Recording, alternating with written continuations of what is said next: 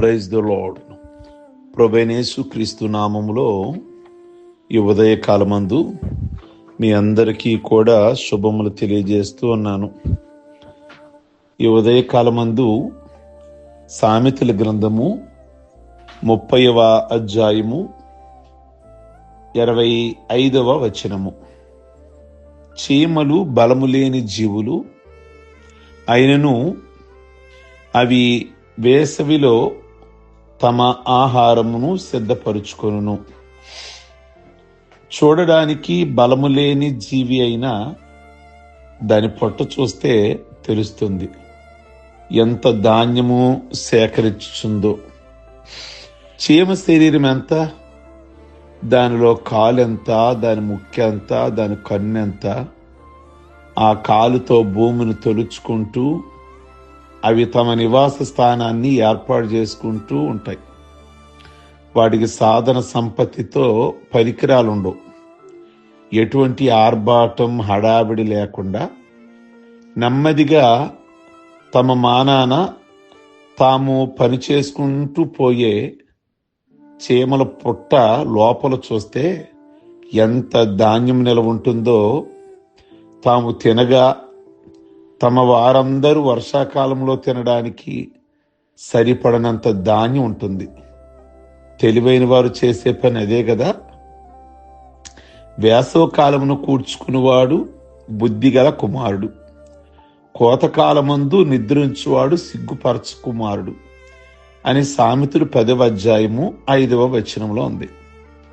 పగటిపూట రాత్రి కోసము, వేసవిలో వర్షాకాలము కోసము, యవ్వనములో వృద్ధాప్యం కోసము, ఇహలోకంలో ఉన్నప్పుడు పరలోకం కోసము జాగ్రత్త పడాలని మనిషికి చెప్పి హెచ్చరించవలసిన అవసరం వచ్చింది. ప్రియ దేవుని బిడలారా, ఇది వర్షాకాలం. వర్షాకాలంలోనే అవి చీమలు వేసవకాలమే వర్షాకాలం వస్తుందని మనం బయటికి వెళ్ళలేమని ఆహారమును రెడీ చేసుకుంటాయి. ఎంత జ్ఞానమో చూడండి. అలాగే యవనములో ఉండగానే వృద్ధాప్యం కోసం మనం ఆలోచించాలి. యవనములో ఉండగా సరదాగా కాలం గడిపేస్తే వృద్ధాప్యంలో మనకి ఏమీ ఉండదు. కనుక చదువుకునే టైంలో చదువుకోవాలి. ఒక 20 సంవత్సరాలు కష్టపడి చదువుకుంటే తరువాత జీవితం అంతా సుఖవంతంగా ఉంటుంది. ఈ కష్టపడాల్సిన టైంలో కూర్చుంటే జీవితం అంతా కష్టపడాల్సి వస్తుంది. కనుక తెలివి కలిగిన చీమలాగా భవిష్యత్తును ఆలోచించి ఆరోగ్యం ఉండగానే కష్టపడాల్సిన టైంలో కష్టపడాలి. భౌతికంగానే కాదు, ఆత్మీయంగా కూడా ఆలోచించాలి చీమ గురించి. మనం ఆరోగ్యంగా ఉండగానే చేయాల్సిన టైంలోనే ప్రార్థన చేయాలి. ఆరోగ్యం ఉన్నప్పుడే మనం వాక్యాన్ని చదువుకోవాలి, ప్రార్థన చెయ్యాలి, మందిరానికి క్రమంగా రావాలి, 4 ఆత్మలను ప్రభువు కొరకు నడిపించాలి. ఏ పరిచర్య చెయ్యాలనుకున్నామో ఆ పరిచర్య చెయ్యాలి. దేవునికి ఏమి ఇవ్వాలనుకున్నామో ఇవ్వాలి. ఓ టైం వస్తుంది, వృద్ధాప్యం వస్తుంది, చేయలేము. చెయ్యాలనుంటుంది, చేయలేము. సువార్త ప్రకటించాలని ఉంటుంది, ఎవ్వరికీ చెప్పలేము. ఒక్కరిని కూడా ప్రభు కొరకు సంపాదించలేము. ఆ తర్వాత ప్రభు దగ్గరికి వెళ్ళాక ఎంతమందిని ప్రభు కొరకు నడిపించావు, ఎంత పరిచర్య చేశావు, ఎంత ప్రార్థన చేశావు అని ప్రభు అడిగితే ఆన్సర్ ఏముంది? అందుకే నేను చీమను జ్ఞాపకం చేస్తున్నా. చీమ ఇది వేసవ కాలము, వచ్చేది వర్షాకాలము. కనుక ఈ టైంలోనే ఆహారం రెడీ చెయ్యాలి. అలాగే చదువుకుంటున్న బిడలారా, లేదా కష్టపడుతున్న వారులారా, సమయాన్ని వృధా చేయమాకండి. కష్టపడే టైంలో కష్టపడండి. 1 రూపాయి సంపాదించుకోండి. రేపు వృద్ధాప్యం వస్తుంది, ఎవరిని అడగలేని పరిస్థితి ఏర్పడుతుంది. కనుక ఆ రోజును దృష్టిలో పెట్టుకోండి. ఆత్మీయంగా కూడా జ్ఞాపకం చేస్తున్నా, చెయ్యాల్సిన కష్టము భక్తి ఇప్పుడు మనం చెయ్యాలి. ఓ టైం వస్తుంది, మందిరానికి రాలేని వయసు వస్తుంది, మంచంలో ఉండి ప్రార్థన చేసుకోవాల్సిన వయసు వస్తుంది.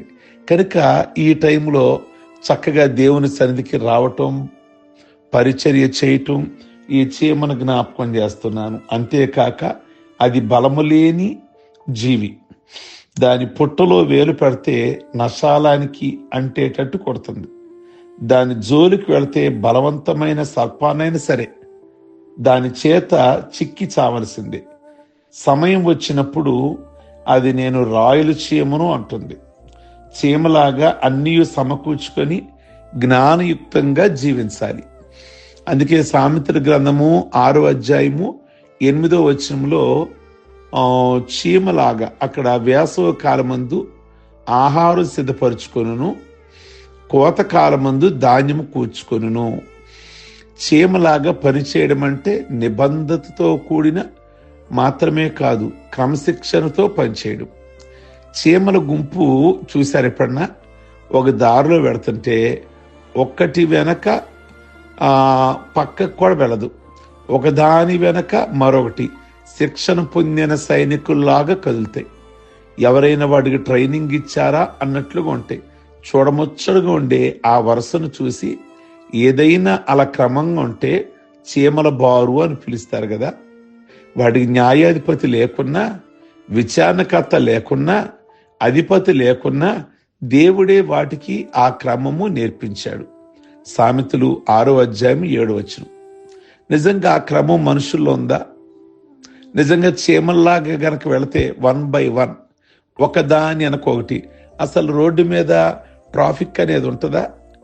ఎవరికి వాళ్లే నేను ముందు వెళ్ళిపోవాలని అడ్డదిడ్డంగా వెళ్ళిపోతే నేను జ్ఞాపకం చేస్తున్నా, క్రైస్తవులు అలాగుని వెళ్ళకూడదు.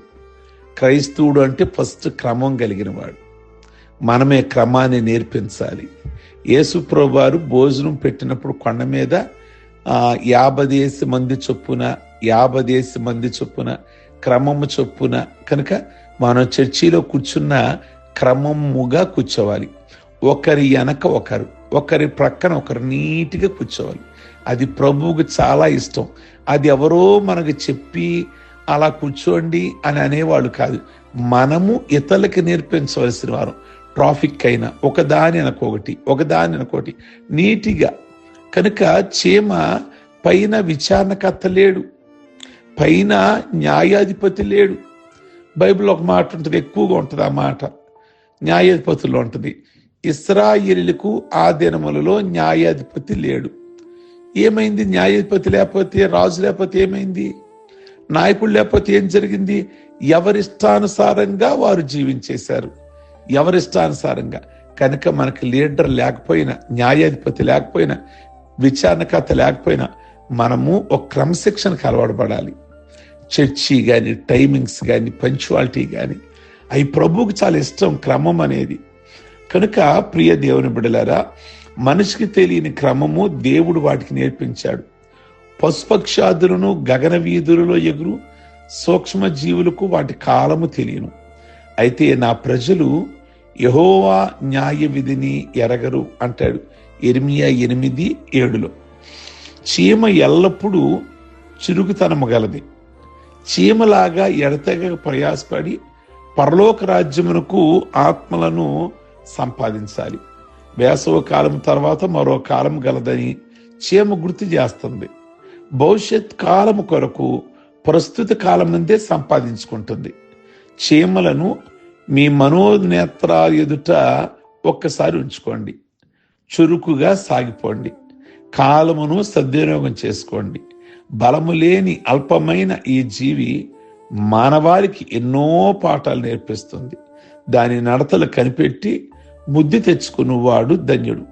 ప్రియ దేవుని బిడ్డలారా, 6వ అధ్యాయము 6వ వచనము సామెతలు.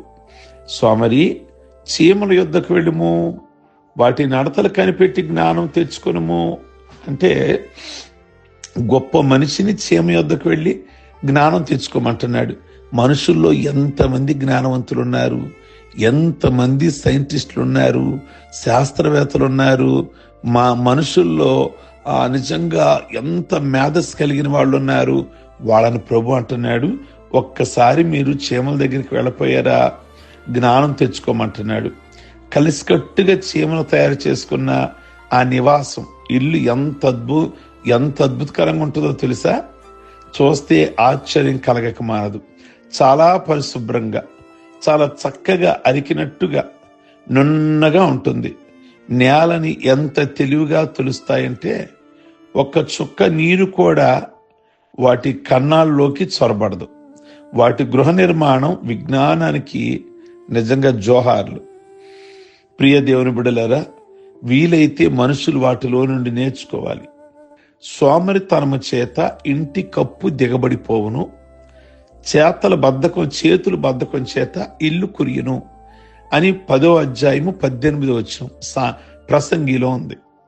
కంటిలో నలుసు లాంటి చీమకు నాకన్నీ తెలుసని వెర్రవీగే మనిషికి ఎంత తేడా ఉందో ఈ మాటలు భావం తెలియజేస్తుంది. నలుసు లాంటి చీమ ఎంత చక్కగా ఇల్లు కట్టుకుంటుందో చూడండి. సోమరైన మనిషి ఇంటి కప్పు ఏ విధంగా దిగబడిపోతుందో. ఎందుకు ఇల్లు కప్పు దిగబడిపోతుంది? కొంచెం సేపు నిద్ర, కొంచెము కొనిగిపాటు, కొంచెం సేపు చేతులు ముడుచుకొని పడుకుందాం. దోపిడిగా వస్తాడు, దారిద్ర్యము లేమి నీ వద్దకు వస్తాయి. ప్రియ దేవుని బిడ్డలారా, సోమరి ఎందాక పడుకుంటావు? ఎప్పుడు నిద్రలేస్తావు? సోమరితనం వలన కుటుంబాలలో దారిద్ర్యం తాండవిస్తుంది. సోమరితనం వలన కాపురాలు కూలి అడుగంటికి పోతాయి. సోమరితనమే మనిషికి శాపం. కనుక తీతు అనే పత్రికలో పౌలు రాస్తాడు, 1వ అధ్యాయం 12వ వచనంలో, క్రేతీయులు ఎల్లప్పుడూ సోమరులు, తిండిబోతులై ఉన్నారు అంటాడు. కనుక కష్టాలు కూర్చుకున్నచో సుఖాలు దక్కును, కష్టాలు ఓర్చుకుంటే సుఖాలు దక్కును. ఈ లోకమందు సోమరులై ఉండకూడదు అన్నాడు ఒక కవి. ప్రియ దేవుని బిడ్డలారా, సోమరితనం భయంకరమైన పాపం అన్నాడు బిల్లీ గ్రహంకారు. కనుక ఈ ఉదయకాలమందు ఇంకా ఎవరైనా సోమరులుగా ప్రార్థన చేద్దాంలే, లేద్దాం ఇంకో అరగంట, ఇంకో గంట చేతులు ముడుచుకొని పడుకుంటే దరిద్రం వచ్చును అనుంది. కనుక సోమరిగా ఉండవద్దు. చీమల్లో నుండి శ్రేష్టమైన విషయాలు దేవుడు ఒక మానవుడు ముందు పెడుతున్నాడు. కనుక మనం చురుకైనటువంటి చీమలాగా ఉందాం, ప్రార్థించుకుందాం. సర్వశక్తి కలిగిన తండ్రి, మీ కొందనాలు. చీమల యొద్దకు వెళ్ళి వాటి నడత కనిపెట్టి నేర్చుకోండి అని మాట్లాడుతున్నారు. మీకు స్తోత్రం. ఇందులో నుండి అనేకమైనటువంటి విషయాలు ఈ ఉదయకాలమందు మీరు మాతో మాట్లాడినందుకై వందనాలు, స్తోత్రాలు చెల్లిస్తున్నాం. కాలము దాటిపోకముందే, కాలము వ్యర్థము చేయకముందే అయ్యా సమయం విలువ ప్రతి ఒక్కరూ కూడా అయ్యా గుర్తించడానికి కృప దయచేయమని ప్రార్థన చేస్తున్నాం. ఈ మాటలు మా అందరికీ దీవెనకరంగా ఉంచి వారి వారి కుటుంబాలలో ఏ సమస్యలలో ఉన్నారో, ఏ బంధకాలలో ఉన్నారో, వారికి కలిగిన ప్రతి బంధకాలు, ప్రతి ఆర్థిక ఇబ్బందులు విడిపించండి. బలంగా ఏ విషయం కొరకు వారి కుటుంబాల్లో ప్రార్థిస్తున్నారో మీరు జవాబు ఇవ్వండి. పెళ్లి రోజులు, పుట్టిన రోజులు, ఈ రోజు రక్షణ పొందిన రోజులు చేసుకుంటున్న బిడ్డలందరినీ దీర్ఘాయుష్వంతులుగా ఉంచమని యేసయ్య నామములో అడుగుచున్నాం తండ్రి, ఆమేన్. God bless you. ఈ వర్తమానం మీకు దీవెనకరంగా ఉంటే మీ స్నేహితుడికి ఫార్వర్డ్ చేయండి. అలాగే లైక్ బటన్ నొక్కండి. చాట్ బాక్స్లో మీ అభిప్రాయాన్ని తెలియచేయండి. Okay, God bless you. ప్రభు మిమ్మల్ని దీవించును గాక.